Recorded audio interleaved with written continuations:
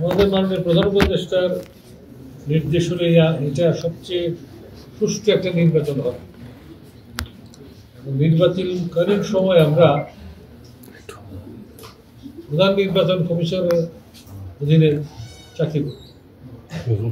আমাদের যারা মাঠ প্রশাসনে আছে, আমার বিশ্বাস তারা অত্যন্ত নিরপেক্ষভাবে এই দায়িত্ব পালন করবে।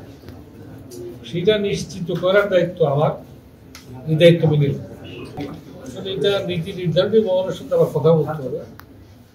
এর আগে আসলে কিছু বলতে পারছি না। তফসিলের আগে কোনো চেঞ্জ হবে কিনা, কারণ অনেকেই এখনো অনেক জয়েন্ট সেক্রেটারি আছে মাঠ করে ডিসি হিসেবে দায়িত্ব পালন করছে।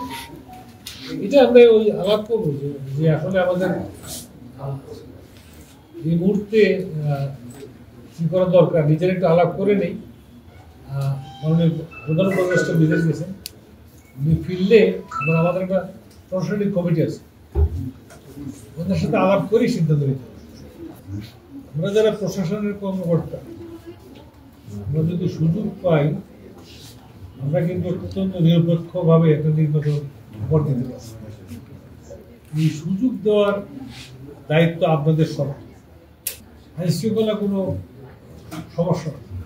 জনগণ যদি একটা নির্বাচন চায়, নিরপেক্ষ নির্বাচন চায়, তাহলে এটা করা সম্ভব।